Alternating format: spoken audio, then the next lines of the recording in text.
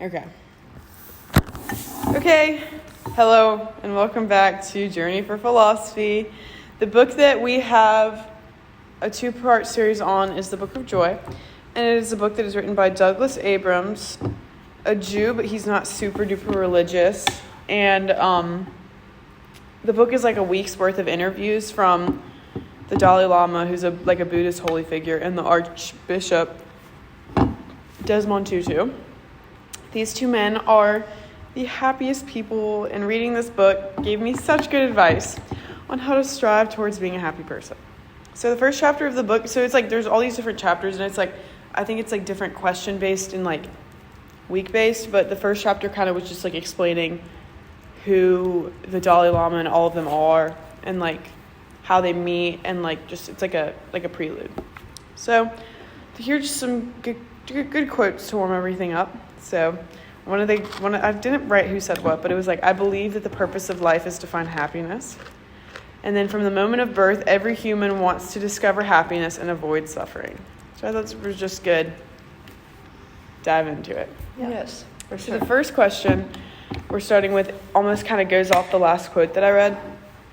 This is the question that the Dalai Lama straight up like asked in the book. So there are 7 billion people and human beings, and nobody wants to have problems or suffering. But there are many problems and much suffering, most of our creation. Why do you guys think that? So, like, I think there's all different kind of reasons for, like, why people create other suffering for other people. And it's, like, honestly, like, I can go back to the PowerPoint we literally had in Mentors yesterday. I don't know, I just kind of thought of this, but, like, it's, like, other selfishness, obviously, is one of them. But it's, like, let me see if I can find it. It's like human emotions that like cause you to go in on yourself and want to like affect other people. Let me find the emotions, because this honestly relates so hard to it. Let me look at it. Oh, I'm not connected to internet. Woo! Just 1 second. I should have pulled this up earlier.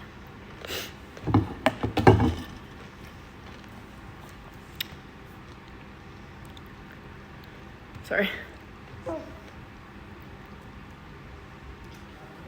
Well, I'll speak while you're looking. Oh, it's just okay.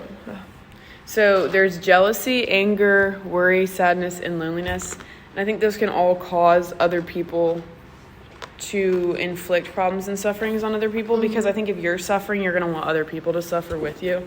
Mm-hmm. You know what I mean? Mm-hmm. Just so it's less lonely. Mm-hmm. Well, and it's also just, if you're suffering, you don't want to see other people happy too. But even from not from a selfish perspective, you don't have anything to give somebody else to lift them up. Mm-hmm. And so it's hard for you to do anything other than lash out. Because you're not, like when you're super sad, you're worried, or you're angry, you're not in the mindset of, oh, let me go and fill this person's bucket or do something nice for them. It's, oh gosh, let me just wallow in my stuff and leave me alone. And then you lash out. You may not mean it, but you lash out because you don't have any emotional stability to do anything more. Just so hard, because I feel like you need other people to feel better, but it's also like, can you blame other people for not being able to be there for you when you're like that? You know what I mean? Like, I don't know how you can. Yeah, I mean, and it's happened, with Taylor being so sick, and he feels so bad, and then he lashes out, and then he's like, oh, I'm sorry. I'm like, it's okay. But if I wasn't your mom in the place that I was, I'd be like, dude, what? Okay, fine. And then it escalates, then you push back, and then you get angry, and then now you've got this really big conflict, rather than just, okay, I know this isn't about me. And I think that's the big thing, is figuring out, okay, that what they're going through and what they're putting out there isn't about me. But we always take it that it's about, I know I do. Yeah. So much it's about me. Yeah. Yeah. Do you want to add anything? Yeah. Oh no. Okay. Yes, I think that whenever people lash out and stuff, I always take it personally, but then I don't take it personally because I always can see where they're coming from. But then, yeah, you're right about, like, whenever you push people away, like, and then get upset about people not being there. It's kind of, but it's just sad because I understand why people can't give a lot to other people. So it is sad that they have to, like, they don't have anybody, but then again, people aren't going to want to be around them. Yeah. So it's just like a big loophole of, like, no solution. Yeah. It's like no solution. Well, I think, like, going off of what you were saying about how, like, how are you supposed to fill up someone else's bucket when, like, you don't have anything to give? Mm-hmm. I think it's, like, such a big thing to be, like, I think that's why I think it's so important to kind of figure out how to be, like, dependent and not by yourself, but how to, like, be happy and, like, love yourself, which also we talk about in mentors a lot. Mm-hmm. And I think if you can kind of, like, be okay with, like, yourself and who you are, then you can start relying on other people. Mm-hmm.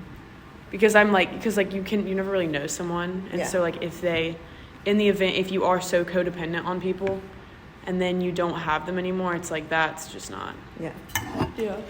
And speaking about, the only way to get out of the loop is to, in my opinion, is to be vulnerable enough to say to somebody, I'm really struggling right now, and I'm sorry that this isn't coming across the way that it needs to, but this is all I've got to give right now. Right. You know, but nobody wants to say that. Nobody wants to be vulnerable, and nobody wants to show their underbelly weakness, right? We all want to have these hard shells of, oh, I've got it together. Right. But then we know we don't because we're lashing out at people, you know, so. So, yeah, that's the first question. Second, it is, how much control do you think we have over our emotions? Because a big, not debate, but something that the Dalai Lama and Archbishop disagreed on was you do have control over your emotions and then you don't have control over your emotions. So did the Dalai Lama say you did? The Archbishop said you didn't. Yeah.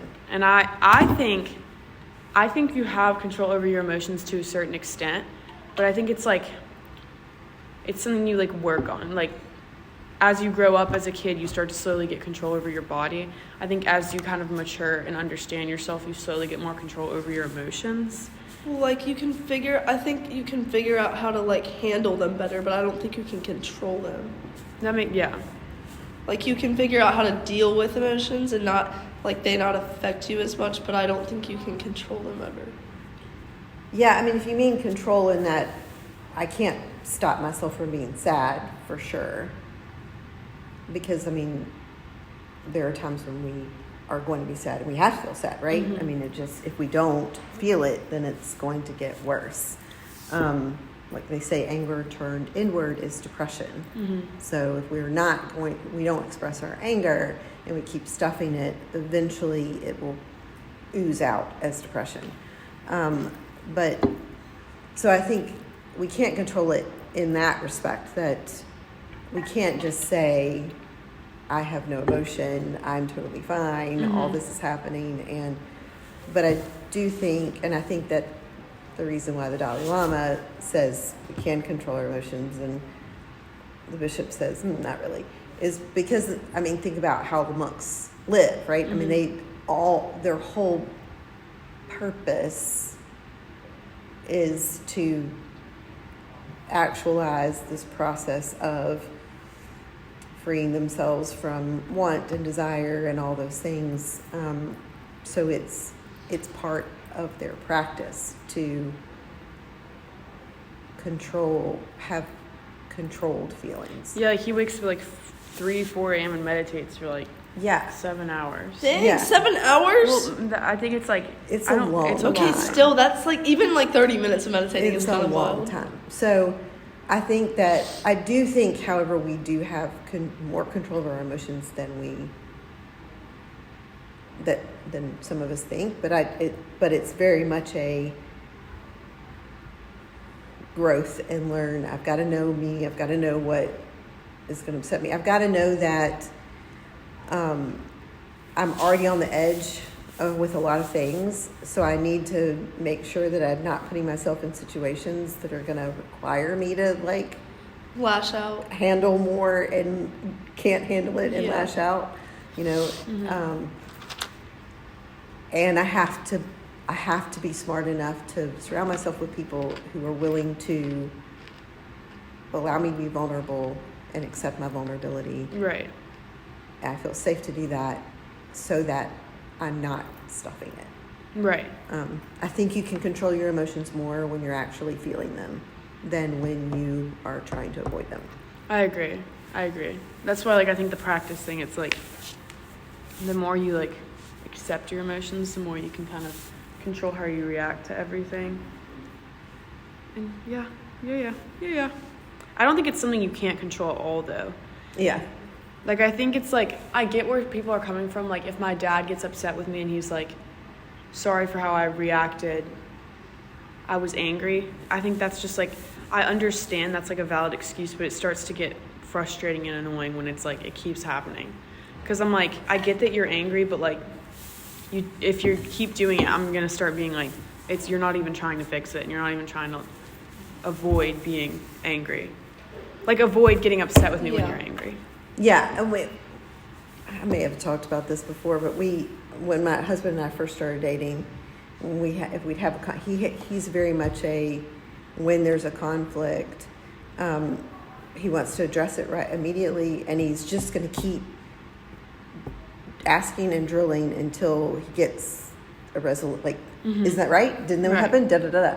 And when he did that early on, I mean, still today, but he's learned to not do it as much. But when he did that early on, I would like go into fight or flight and be like, no, back up. And, you know, and finally I said, I don't know what happened. He goes, what is it you feel when I do that? I'm like, and we had this big oak tree in our backyard where we lived at the time. And I said, I want to run out of the house and climb up into that oak tree and get as far away from me as possible. Like, why? Because of the way he would like ask you what's wrong? Because he would just be like, duh, duh, duh. He would just, it was not like he was screaming or anything, but he was just pushing. It was just like, he was highly elevated in his emotions, and he was pushing. Oh my gosh, yeah, that'll stress. And he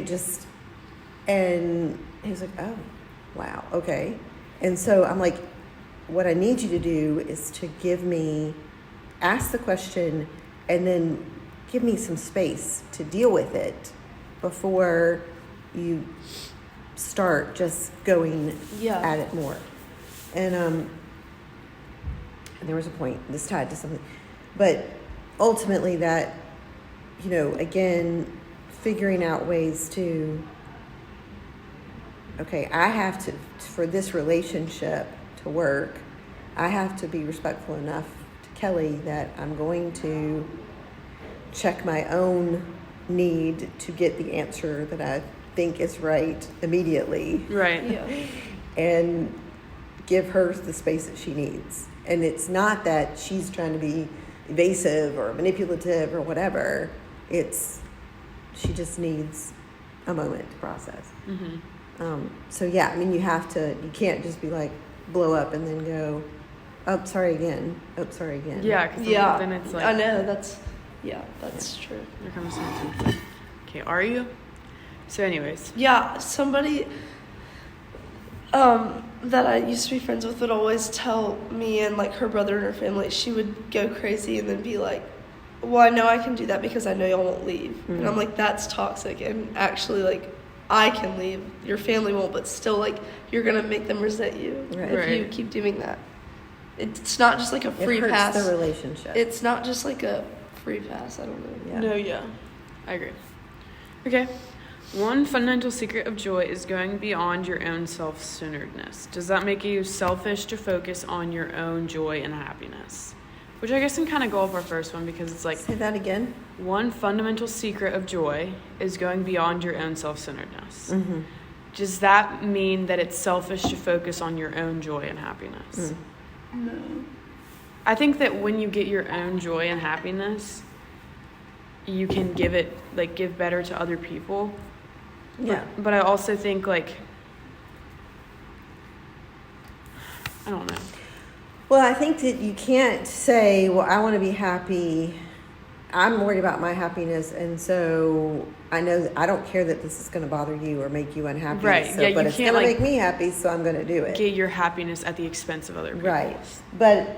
But I do agree with what you were saying, that unless I'm content and happy with myself and I'm filling up my own bucket and I feel emotionally stable, I'm not going to be able to give you anything. You know, and yeah, I need to get out of my own self-centeredness, and there's lots of things that talk about, you know, you're sad, you're depressed, go help somebody else. Right. You know, get outside of yourself, you know, stop focusing on yourself so much. And there's, you know, value to that, but at the same time, there's also value to, well, I really have to take care of myself in order to do, you know, it's just kind of like a really fine line there. Right. Yes. I had something I wanted to add for that, but I couldn't remember. Maybe on your own self-centeredness doesn't make sense. Focus on your own joy. What was I going to say? I can't remember. Maybe it'll come back to me. Okay. Genuine friendship is entirely based on trust. You agree with this, and how hard is it for you to trust people? I think genuine friendship is based on trust. Like, genuine friendship. I think there's surface level friendships with people who, like, you trust, but you don't trust. But I call those acquaintances. Acquaintances, yes. That's a good term for it. I don't think saying that someone's your friend is, like, a big title, though. You know what I mean? Yeah, right. Like, if you're my friend, like we're cool. But, like... Yeah, for sure. But then I also think, right, whenever somebody betrays your trust, it's like... Then I can be like, okay, acquaintance, or like, no, we're not even associated. Yeah. But I do think genuine friendship is entirely based on trust. Yeah, and you're right. I mean, there are people that if somebody said, I'll be, oh yeah, they're my friend, but I don't confide, or I don't trust them with my hopes, dreams, life, you know, whatever. Right. But for sure, my like closest friends, absolutely, I have to be able to trust them, or they wouldn't be in that circle. No, yeah, I agree. Yeah. And there have been people in that circle that I thought I could trust, and when they prove that I can't, I'm nice to them, but they're out of the circle. No, I agree. Yeah. I agree. They're no longer there. Yeah. I think, I don't know. I think this could also go off, like, the selfish thing and, like, self-centeredness, like betraying someone's trust, like, for your own benefit or, like, happiness. Like, when you tell someone something and they, like if you were to tell, like, your friend who you're not friends with anymore or something, and she logs into your Snap and, like, goes through your Snapchat and betrays your trust, like, that, I think it, like... That would suck, yeah. And then you're out, so... You're out. I don't think that's so true. I don't think I have a hard time trusting people, though. I think I'm a good judge of character based on who I, like, think I can and can't trust. Like, I think obviously there's been times I've had people who betrayed my trust, but I think it's been very few times. Yeah. And I think I'm pretty good at judgment of character.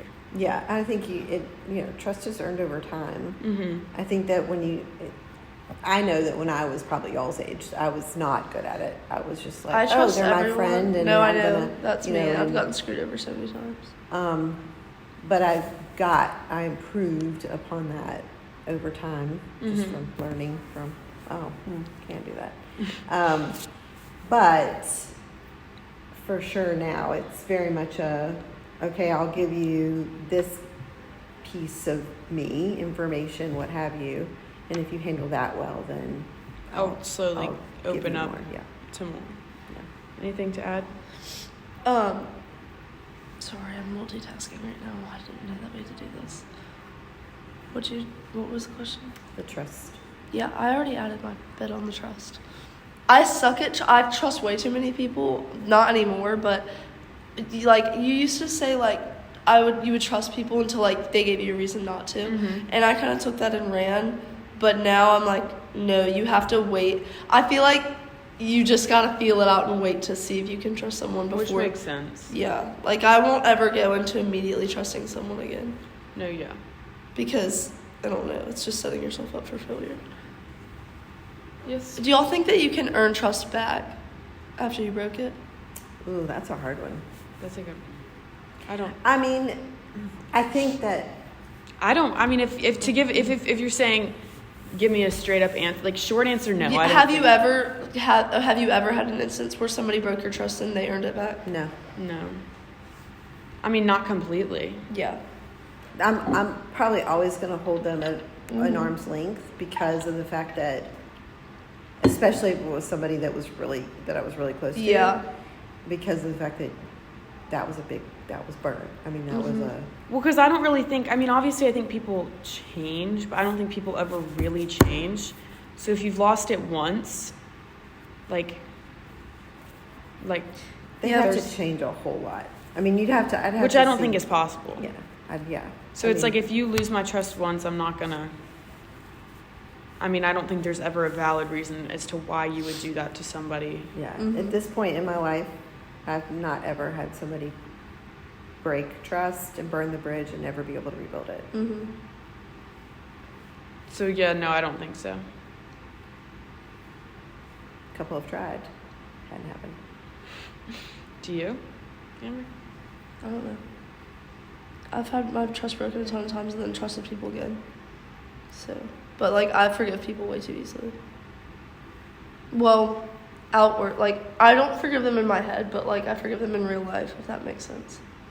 And I think that's part of the problem or challenge of wanting, like, giving somebody a second chance and hoping that they're going to earn their trust back, is that to do that, you've really got to find a way to completely forget all that's happened before. Mm-hmm. And that's a really hard thing to do. Yeah. I think, and I also think like, that's why I think forgiveness is such a hard thing. Like, I feel like everyone's always like, It's really hard to forgive people, I think.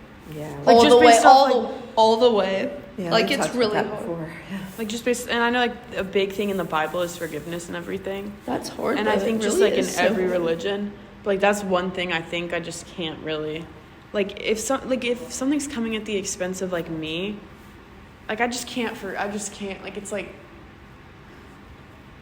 I don't Well, and know. as we talked about before, the forgiveness is really for us, not for the other person. Right. I know, That but doesn't- Well, I but think a then- lot of but times that the doesn't mean- forgiveness can be for No, just for the 'cause other person. I don't. Sometimes I think that I don't know because if you forgive say like two people wronged two people, Yeah. and if one of them forgives the other one, but then didn't get it back, then it's just kind of like that's not even for yourself anymore either. if Right, that but makes what I sense. mean, I guess, is that really, if somebody's done something really bad, Mhm. if I haven't forgiven them, then I'm still, when I see them, I'm thinking about it and all that stuff, and it's eating me up. Yeah. Eating away. Whereas if I go, you know what, that was not great. Been mad about it for long enough. You clearly weren't who I thought you were. I'm going to let that go. I Yeah. think there's a difference between letting go and forgiving, though. You know what I mean? Yeah, I mean, well, yeah. I mean, I think That's that's true. that forgive and forget. I mean, I think Yeah. that, I think it's maybe our misunderstanding of the word, Mm-hmm. right? I think that a lot of people think, when they think of the word forgive, they think all's forgotten and you're able to come back in. Yeah. But that's really not, in my opinion, what it means. It's, I'm not holding this, I'm not holding a place for this anymore. Mm-hmm. It doesn't mean that Yeah. What you're is- back in. That's so true. Like, what is the definition of that? Like, for Of real, like, forgiveness? what actually is? Like, I don't know how I would explain that. So, like, it's not being okay with it necessarily, right? Because, like, forgive, what's the saying? Forgive and Forgive, don't forget. forget. Forgive, don't forget. Here, I'll look up the definition of Of forgiveness. Just, I know we're getting off track a little bit, but No, we're not. just a curiosity what they say, like,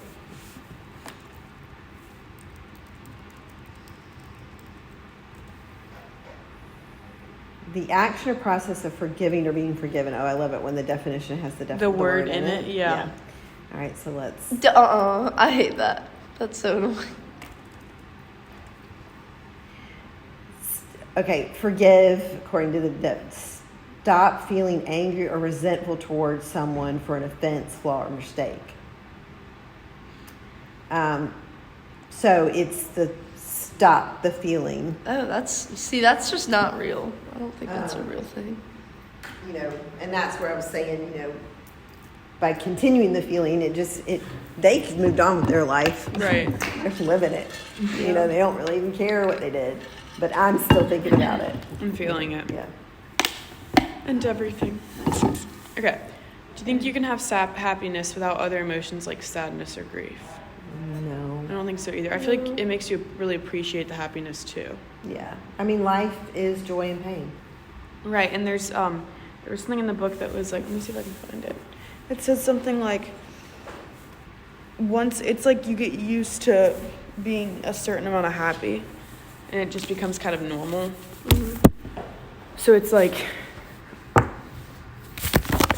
you almost need the pain too.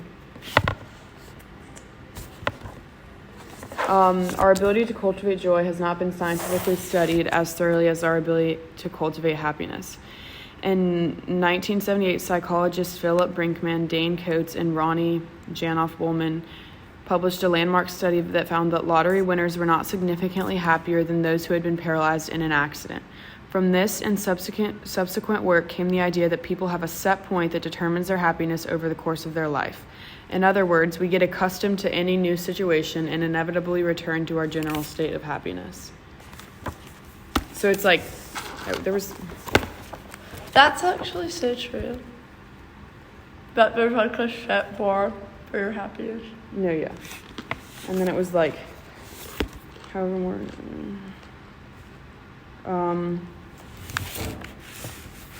The three factors that seem to have the greatest influence on increasing our happiness are our ability to refrain from situations more positively, our ability to express gratitude. Well, basically, I think what it was saying. I just spit out on my chips. That's so gross. Please look away. Ew. I feel like this notes. Ooh. Spit up. All right, sorry, what was that list, Ben? What you said? That's on the podcast. She can cut it out. Bloopers.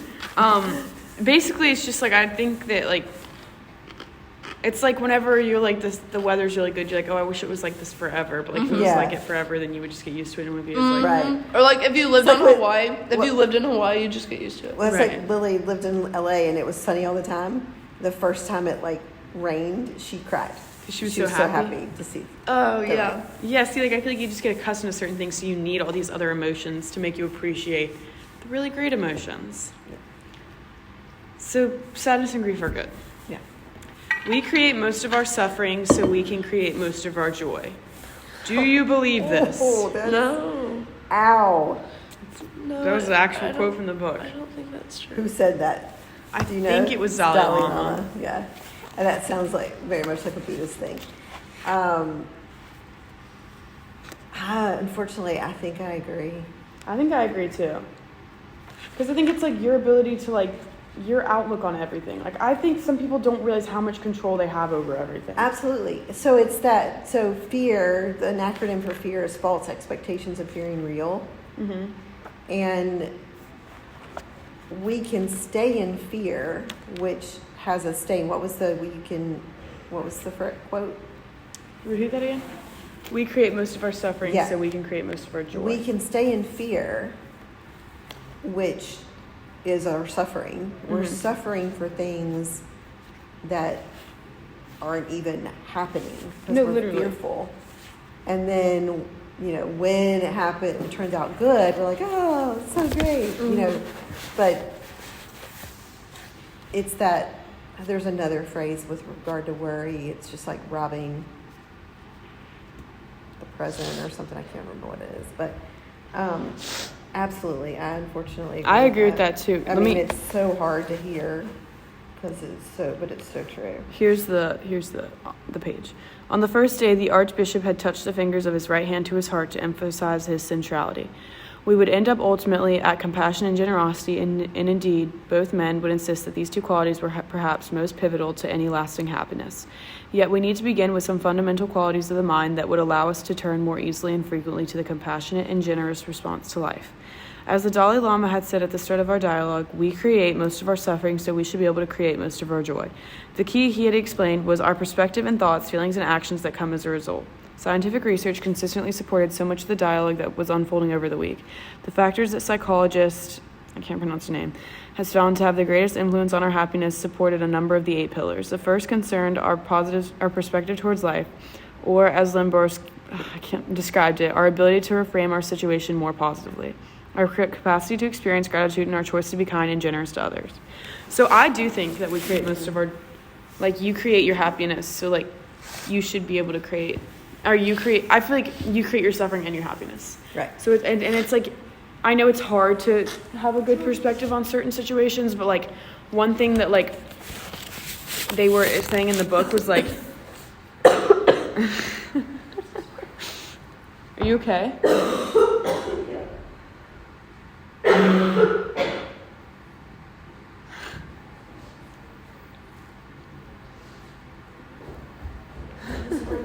It's okay. Okay, keep going. So, what was I saying? Sorry.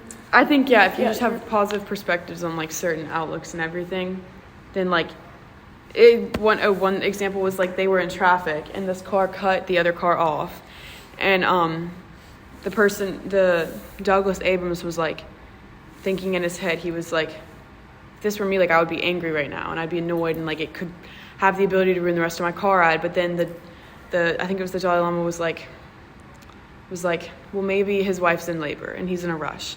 And it's like, you just kind of like, if you have a positive perspective on it, then you can create more happiness out of it.